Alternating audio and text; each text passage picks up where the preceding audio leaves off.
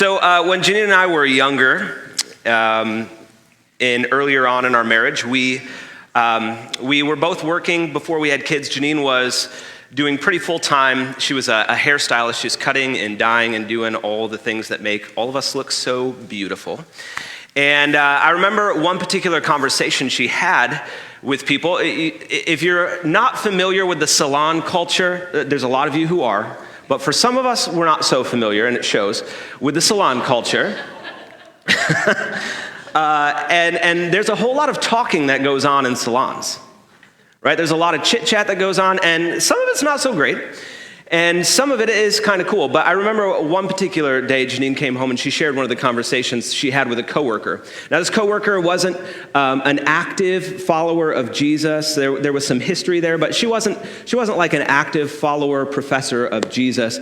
But as they were talking, they were kind of talking a little bit about some stuff surrounding the salon culture, and her coworker made this comment. She said, "I've just kind of committed to never talking poorly about anybody."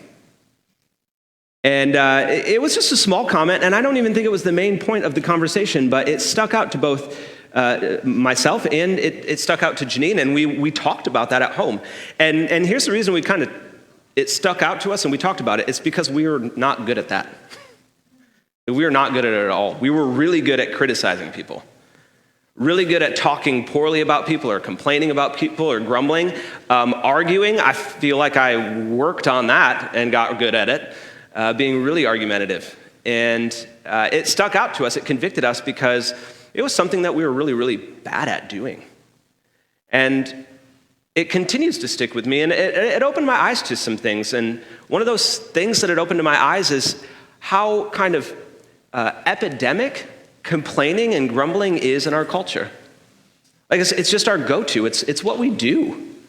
I don't know if you've noticed that over the last, but it seems like it's actually even gotten worse. Grumbling and complaining is getting worse, and it might even sound like I'm grumbling and complaining about grumbling and complaining right now. Like that's how bad it is. It's as one of the co-authors of Emotional Intelligence 2.0, Travis Bradbury, comments on this kind of a widespread change and the effects it has on us in an article he wrote, and he says this: "Since human beings are inherently social, our brains naturally and unconsciously mimic the moods of those around us, particularly people we spend a great deal of time with. The process is called neuronal mirroring, and it's the basis for the ability to feel empathy." So empathy's great. The flip side, however, is that it makes complaining a lot like smoking. You don't have to do it to yourself to suffer the ill effects. Complainers want people to join their pity party so that they can feel better about themselves. Yeah, it is gross, right? We got a whole lot of complaining and secondhand complaining going on all around us. Now, research has shown some incredible things about complaining. First is that complaining and arguing and those kind of negative mentalities that we have actually release the stress hormone in our bodies. It's the same hormone that if you are in significant critical danger, that's the same hormone as complaining. And so when complaining becomes chronic, you are chronically releasing this stress hormone, and worse than that, your body's constantly in this stressed mode simply because of our mindset. That's pretty incredible. Now, on top of that, too much of this cortisol or that active hormone for stress, it actually has physical impacts on your body. Stress actually can weaken our body, and it can destroy our body. It can bend people, like physically. It just kind of hunches us over. On a low-grade level, like I've had knots in my back from stress that I think, man, if it got worse than this, Jesus, just take me, because I'm done. Right? So it has this physical ramifications on our body. Another thing is it has a change in our brain. Now, one of these changes is that complaining just becomes easier and easier and easier, and that's all due to the good processes of your brain. It wants things to be easy, so it makes things easier to do. And so when you do something one time, it's actually easier to do the next time. Those are neural pathways. So that's one thing, is complaining creates a neural pathway in your brain. It does something else, though. It actually reduces the area of your brain to have critical problem-solving skills and to think intelligently. Yeah, That hurt. And then one of the ones that actually stuck out to me the most is that it's the sociological effect of complaining, and that is what Bradbury brings up in his excerpt that we read, which is simply that it affects those around us. It actually changes. There's a line from the same article where Bradbury says, complaining becomes your default behavior.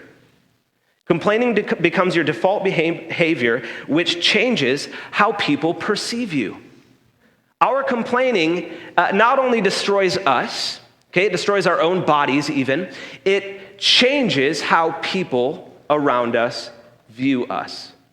That's a problem for me, and it's a problem for me because of this. I don't see any distinction between complaining inside or outside of the church. No distinction.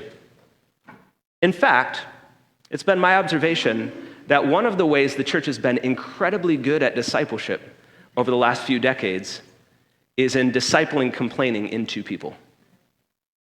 That's what we've done. We've discipled complaining and grumbling and negativity and criticism into the hearts of one another. We've become this collaborative group of complainers. Welcome to the Alliance. This is your first Sunday with us. Don't forget to... That's where we are. We're a group of complainers. That's what we've gotten really good at, and it's becoming easier, and it's destroying not only our bodies, it's destroying our body.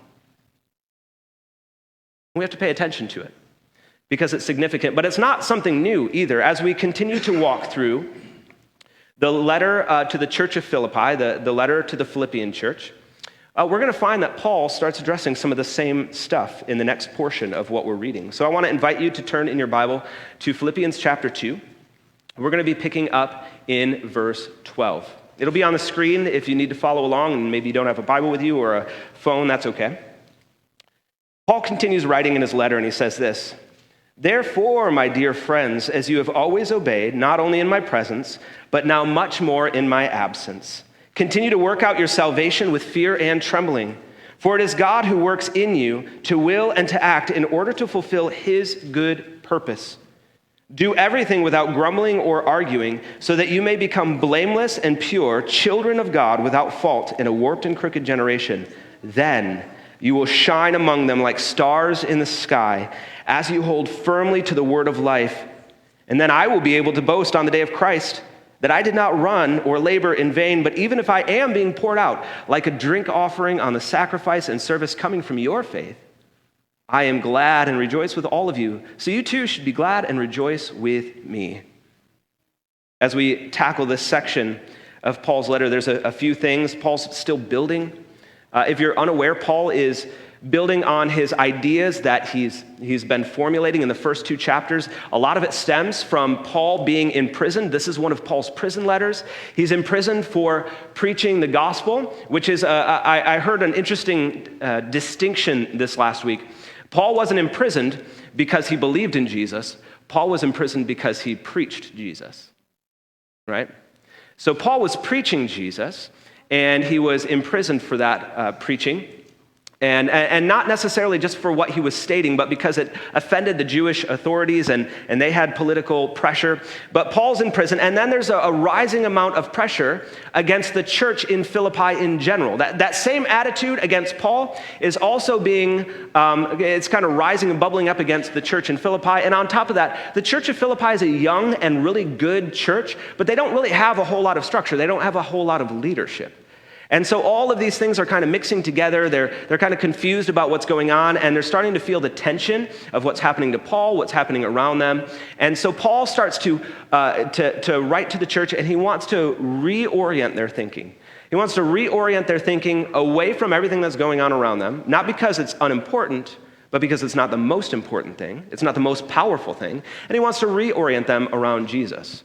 So just before this, in the first 11 verses of chapter 2, we read this beautiful poem about the mindset of Jesus. And Paul is calling the church of Philippi to unity with one another because of the mindset, the sacrificial, self-giving, loving, humble, obedient mindset of Jesus. And he says, have this mindset among yourselves.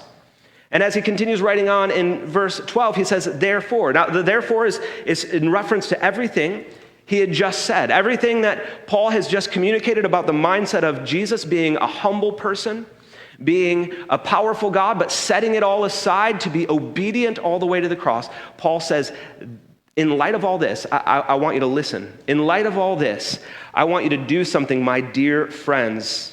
He addresses them as a friend. He says, as you have always obeyed. He's pulling on the obedience mindset of Jesus. And he says, you've actually always been a really obedient people. Church of Philippi, you've been incredibly good at obeying Jesus. You've had this mindset of obedience, the same one that we see in Jesus. So my dear friends, as you've always obeyed, not only in my presence, but now much more in my absence. They were obedient when Paul was with them, and now Paul is no longer with them. Not long before this in the letter, Paul was wrestling with the idea that it quite possibly could be the end of his life. Now, we know that Paul never gets out of jail, but Paul doesn't know that. But he's starting to look at some of that stuff, and he's starting to look at the options in front of him, and he's saying, you know what, you were obedient in my presence, and now you're obedient in my absence, but this absence might not end. As much as Paul would love to see them again, and he even has this hopeful writing of seeing them again, he's not going to see them again. And so he's encouraging their obedience, not just when he's with them and not just while he's temporarily apart, but even if he's permanently apart from them, their obedience needs to be to the Lord. But for what? To continue to work out their salvation with fear and trembling. Now, I've heard this verse read many times. I've heard that we're supposed to work out our salvation, but that interpretation comes from a very individualistic Western mindset. See, we're not a collectivist community. We're not a very communal society. We're what's called hyper-autonomous. We're all about the individual. We're all about our own self-governance, our own rule. And so when we read a verse like this, we automatically think, great, the task for my salvation, that's on me. I got to do it. It doesn't matter about anybody else. That's not what Paul's saying. I've heard it preached, but it's not what Paul is saying. You see, Paul is preaching, he's writing, he's encouraging and exhorting. He's encouraging the unity of the church. Bible scholar and commentator Ralph Martin wants to clear this up for us. In commenting on this particular passage, he says, it seems clear, however, that the true exegesis is just interpreting Scripture, that true exegesis must begin with a definition of salvation, not in personal terms, but in regard to corporate life of the Philippian church. The readers are being encouraged to concentrate upon reforming their church life or working at this matter until the spiritual health of the community diseased by strife and bad feeling is restored. Now, salvation is always God's work on our behalf. We're saved from so much, but now Paul urges the church of Philippi, and he says, this salvation, I want you now to let it work out in your community. See, God is doing the work in you, and Paul comments on that in just a second. It's God's work in us. It's always been God's work in us. Paul wrote earlier in the letter, what the work God has started in you, he's going to carry on to completion. It's always been God's work. What we need to be aware of is the salvation work that's happening in us needs to spread out into the Jesus community. Otherwise, it's not Jesus' community. We have to pay attention to the salvation work Jesus has done in us and let it change how we interact with one another and how our church is reformed. That's what we're reading. That's what Martin is pointing us to, is that salvation is not this individualistic mindset, it's a communal mindset. And that's hard for Americans to grasp. It really is. But it's what Paul writes. It's what he would have us grab hold of. That salvation is a communal thing that transforms our relationships with one another. So he says, continue to work out your salvation in fear and trembling. Now, that doesn't mean that salvation is a fearful thing. It doesn't mean that we're supposed to be afraid of anybody. It simply means that we are supposed to have a particular attitude toward one another. Remember, Paul's writing about relationships. He's writing about unity. And so the salvation is this unified church relational thing, and the posture with which we are supposed to have toward one another is fear and trembling. Or another way to say that, the attitude we're supposed to have, the mindset we're supposed to have toward one another is humility. We're supposed to interact with one another humbly. If we really want to see the work of God alive in our church, it's going to take a humble attitude. Because we do, our go-to is to view ourselves at the center of the situation. That's the very thing that breeds the grumbling and complaining, which Paul continues on to talk about. As he writes, he says, work out your salvation in fear and trembling. He says, for it is God who works in you to will and to act in order to fulfill his good purpose. Now, we want to see the salvation of God. We want to see it worked out through the people of God, his family, his kids. And that's a role that we have to play. In the first 11 verses of chapter 2, Paul talks about how we relate to one another, and he asks us to think about the mindset of Jesus, which is humility, like he reiterates here. It is self-sacrificial, self-giving love. It's all of those things. But now Paul starts to take a little bit of a turn. He said, another argument for unity is not just the mindset of Jesus. That's the foundational one. But as we build on that, there's more reason for unity. There's more reason to be careful about how we interact with one another. There's more reason to be careful about what we do. And the reason is because God is working in you and he has a good purpose. Now again, individualistic society, we think God has a good plan for me. I'm sorry, that's not what it means. Hope you came today to have all of your dreams, hopes, joys dashed, because that's what we're doing, okay? God is not saying through Paul that he has a good plan for you, meaning everything's going to be good in life all the time. That's not what he's writing. He's saying that the salvation of God is going to work in you to produce goodwill toward one another and goodwill toward those around us. That's what the salvation of God is working in us. That word good purpose or good will or good work, depending on the translation you're reading, it's a terminology of how we interact with one another and the work God is doing in the world. You see, if anything, God does have a good plan. It's a good plan to restore all things. That's the work of God. The work of God for salvation is to restore that which was broken by sin, by the effects of sin, by rebellion in our own hearts. He wants to restore all of that, and he is actively restoring it in the world. He starts that good work in us. That's what Paul says. This is the work of salvation in you by God. And there is also a good work that's happening, a good purpose that's happening in the world around us. So Paul actually starts to ask the church of Philippi to shift their mindset for another reason. To be careful about how they interact with one another and to pursue unity in the church for another reason, and that is the purpose of God in the world. The purpose of God in the world is something I believe the church has lost sight of. The church has lost sight of the purpose of God in the world, and we started focusing on, God, what are you going to do for me? Paul calls us back to a communal, a societal understanding. Paul calls us back to a people of God understanding in terms of our salvation and in terms of the work of God in the world. You know, for generations, and some of us have done this, I grew up doing it, so I'm not trying to point a finger at anybody, but it's been a little bit of a travesty over the years when we take Scripture and we say, for God so loved the world, and then somebody told us, take the world out of there and put your name in it. Did God die for you? Absolutely. If you were the only person to die for, would he have? I actually don't know. Because I remember Moses, when Abraham, when Abraham had to go and try to save his friend Lot in Sodom and Gomorrah. And he said, hey, Lord, if there were 50 good people in the city, would you spare the city? And the Lord said, for 50 people, I would spare the city. And Moses is like, whew. Or Abraham wiped the sweat off his brow, and then he had to work all the way down to 10, but he didn't take it lower than 10.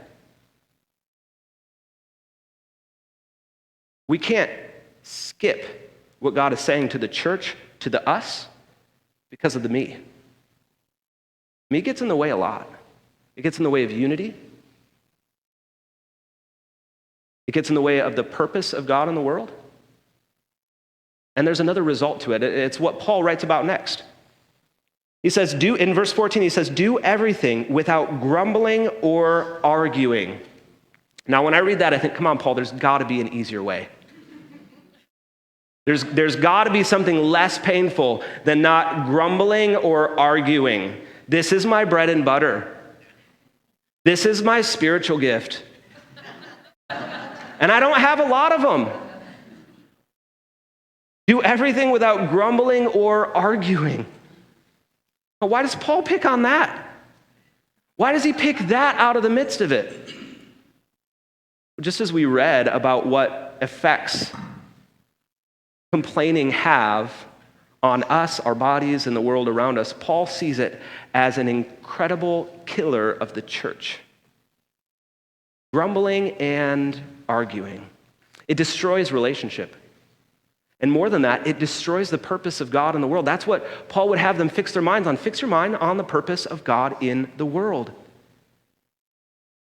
More than this, it's even a big biblical theme. I want to ask you to think again all the way back to Moses as God calls him to lead the people of Israel out of the land of Egypt. Israel was enslaved in Egypt, and they were crying out to the Lord, and they were asking for deliverance, and God hears them, and he sends Moses to them, and Moses leads them out of the land of Egypt. He leads them out of harsh punishment. He leads them out of forced labor into a land of freedom, and they have to go through the desert, and the moment they get in the desert, they start grumbling. They even start saying things like, you know what, it was better for us in Egypt. Maybe we should go back to Egypt. At least we ate well. We might have been making bricks. We might have been building pyramids. But at least we had pots of meat. Now, I get that, right? Meat's good. I like it. Not better than forced labor. But Israel, instead of focusing on what God is going to do in the world, what he is doing in their midst, what he's doing for his whole people, they start grumbling about their circumstances. And Paul draws on that imagery, and he says, don't do anything with grumbling. You see, there's a parallel. Not because the church of Philippi is in the desert. I mean, they're in maybe a metaphorical desert of persecution. But because they are the people of God, just like Israel is the people of God. And just like the people of God complained and grumbled in the wilderness, and it was bad, it did not go well for them. They even argued about their leadership, and Paul draws on that. The people of God today is still grumbling and complaining. The people of God are still meant to be a blessing to the world, just like Israel was. I mean, that was the promise to Abraham. I'm going to multiply your offspring, and you are going to be a blessing to the world. And they lost focus of this in the wilderness.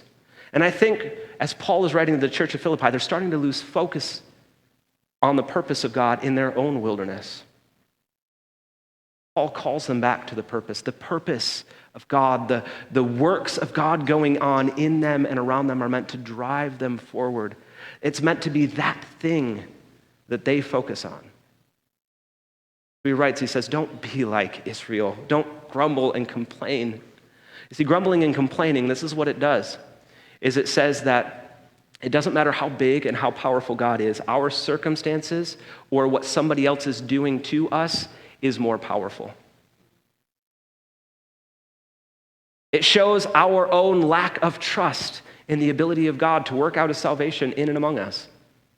That's what grumbling and arguing does. It dethrones God. Not that we can actually do that, but it does it in our own hearts.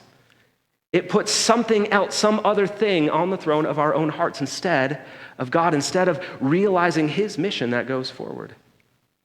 It's very easy to slip into. So Paul, he cautions the church of Philippi against this kind of an attitude. He says, do everything without grumbling or arguing.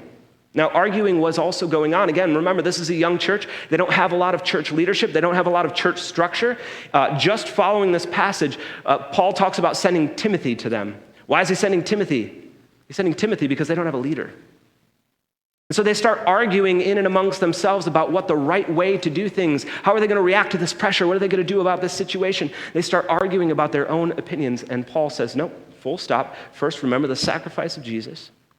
Secondly, remember the mission of Jesus in the world. The salvation of Jesus for you, and then the mission of Jesus in the world. If you can remember those two things, you're going to be all right. But don't do anything out of grumbling and arguing, so that you may become pure and blameless children of God without fault in a warped and crooked generation. The interesting thing is, if you see in your translation of your Bible, there's quotes around children of God without fault in a warped and crooked generation. Paul is quoting Deuteronomy. He's quoting Moses. He's quoting the time where Israel was about to enter into the promised land again after all of their grumbling and complaining. Paul says, if you can work on the grumbling and arguing thing, if you can focus on the mission of God in the world and his good purpose in and around you, then you're going to be like pure and blameless people. You're going to be like children of God in a crooked and evil generation. Now, as I was reading through this and reflecting on it, one of the things that stood out to me is how this is the only mention of the world that Paul makes this far. Paul, who's been imprisoned, Paul, who's been beaten, Paul, who is going to be shipwrecked, Paul, who has gone through all sorts of things, guess what Paul had the right to do? Grumble. People were challenging his authority. Guess what Paul had the right to do? Argue. Paul could see the evil of the world around him. Paul could see the evil of those who were trying to hurt him. Paul was aware that there was evil in the hearts of the people who wanted to murder him. He was aware of what was going on in and around the church and the city of Philippi. He was aware of all of this. And the only comment that all of that evilness and darkness of the world gets is, hey, there's a crooked and perverse generation. That's it. Now, fast forward to our church. Fast forward to today, it's exactly the opposite. As I was reading and praying over this, I felt like there was a prophetic word, not just for our church, but for the church in America. And that is the same word of the church, the words Jesus had for the church in Laodicea. And it has to do with our grumbling and complaining. You see, we've gotten so good at it. The neural pathways in our brain have become so greased. We've been so infectious with our grumbling and arguing that I think what the Lord is actually saying to us is that he would rather have us be hot and cold, hot or cold, and not lukewarm. But our grumbling and complaining has made us lukewarm, and the Lord's ready to spit us out of his mouth.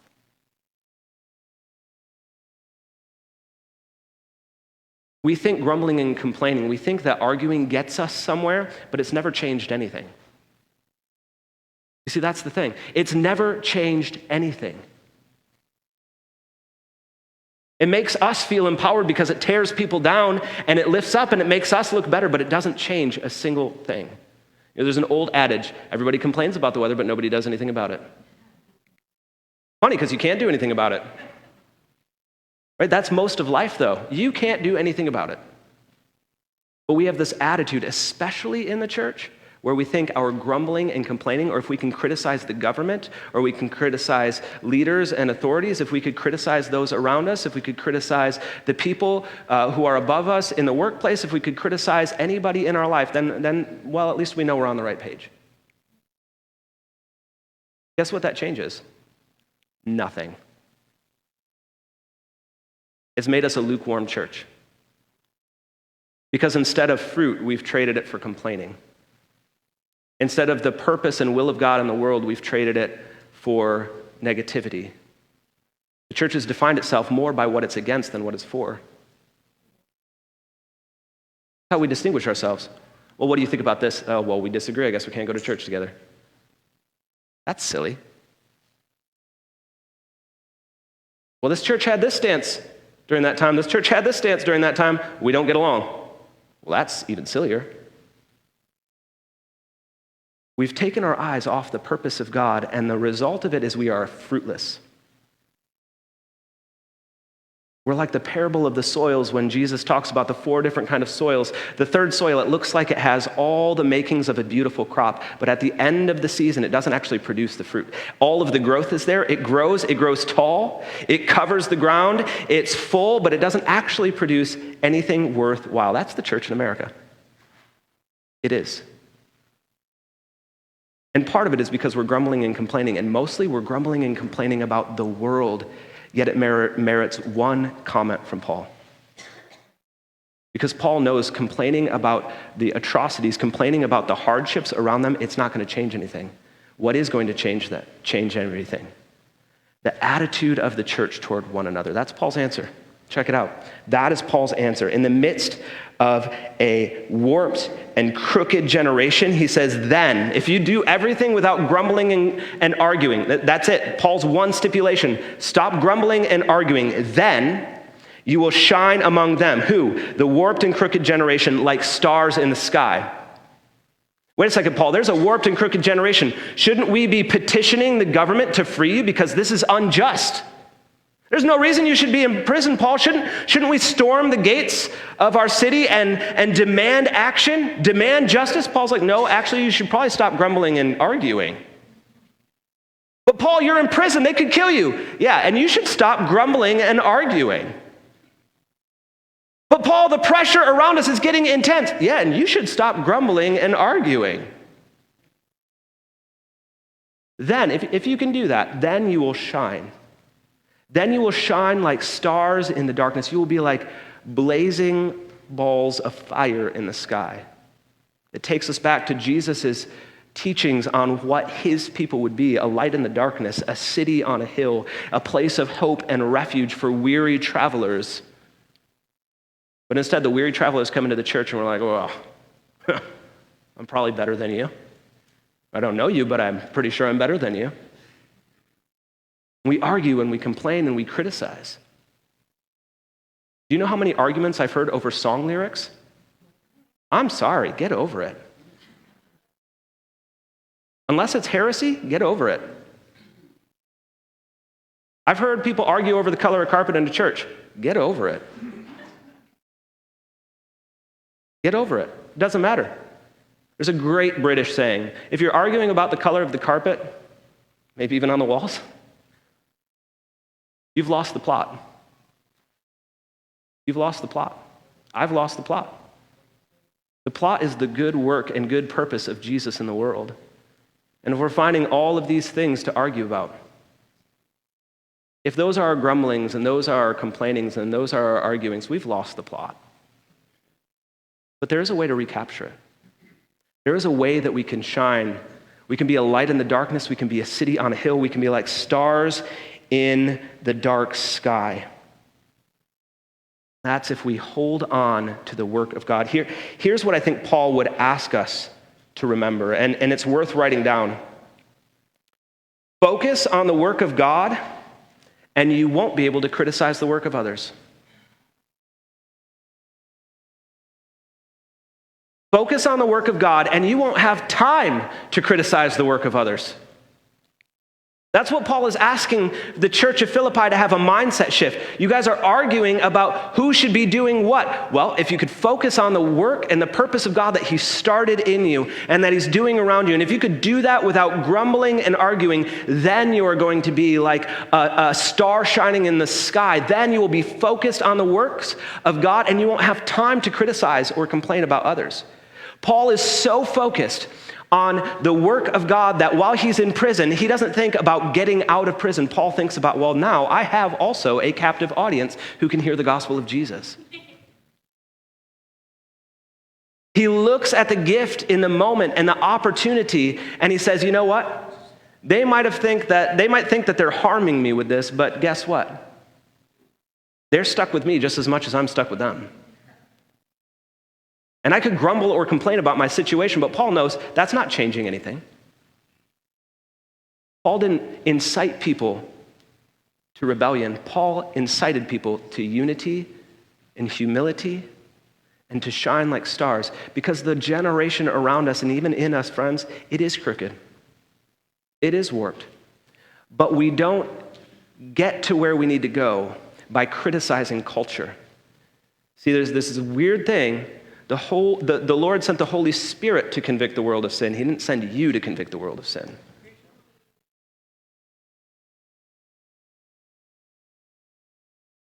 He sent you to be a light in the darkness. And the way we focus on the light is by looking at the work of God. Then we don't have time, we don't have space to criticize the works of others. I want to help us take some steps in that. I want to help us take some action in order to be people who are less complainy and more shiny. Okay? First thing I'd ask us to do is to stop frantic action. Stop frantic action. This is a little bit of a repeat if you were here last week, but it's still foundational. You see, it's no secret that we are too busy. We've gotten really good at saying yes to so much. Technology has helped us be more efficient so we can fit more into our schedule. We thought technology would be there to make our leisure time more, but instead we took our leisure time and we were like, great, fill it up. Here's what I've noticed about myself. The more tired I am because I'm too busy, the more I complain and I argue. My wife will willingly testify to this.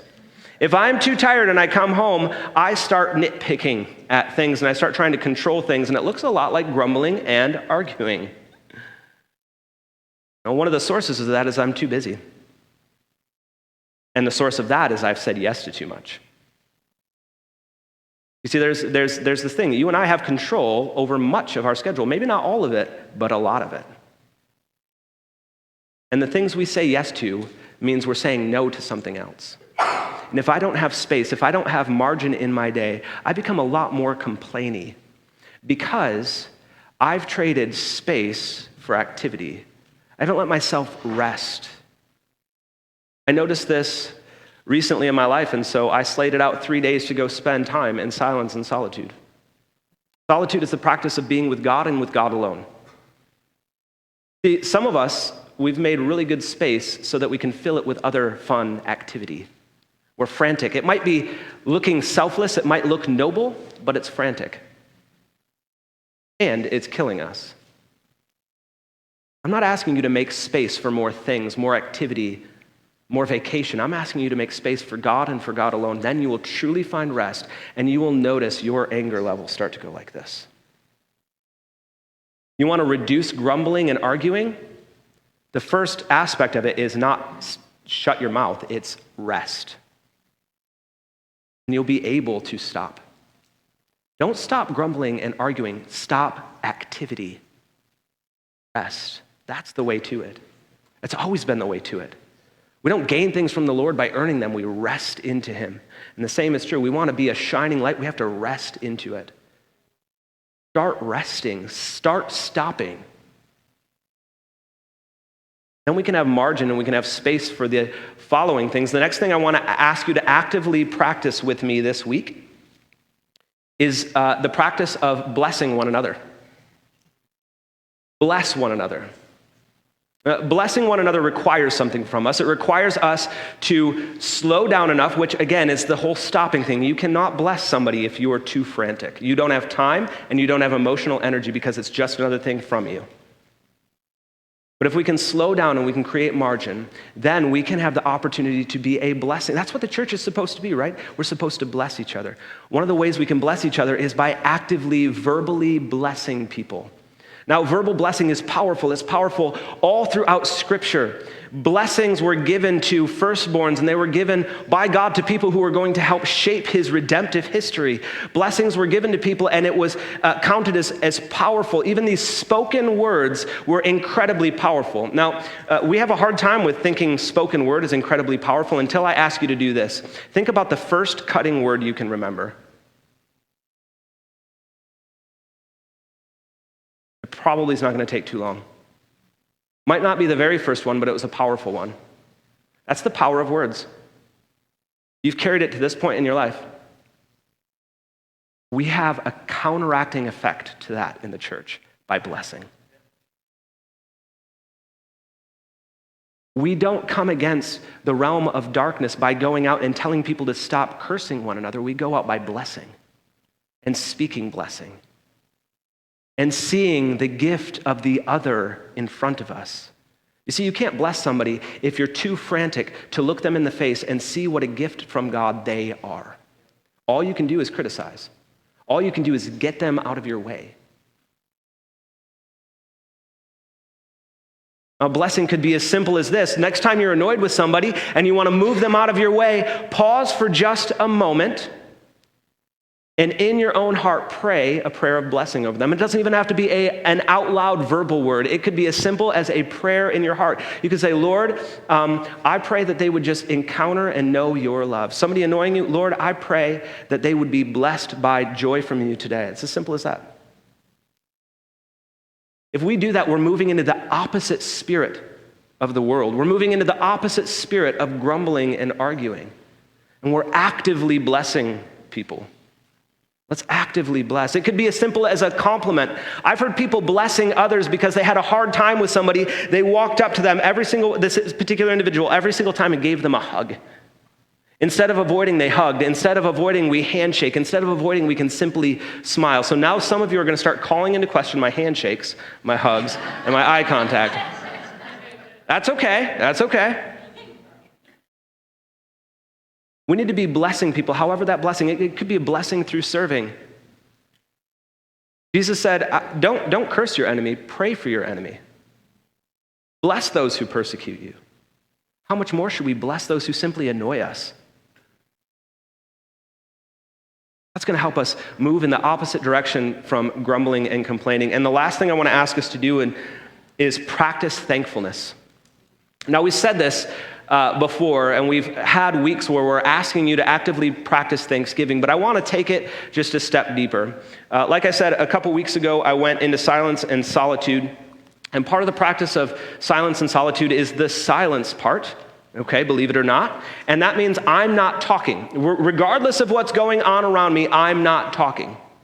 Now, I had one restriction to this, is my meals were all communal because this was an individual retreat, and I was joining other people who were at this particular retreat center for different reasons. They were all talking and fine with talking. They weren't on silent retreat, just this was my choice.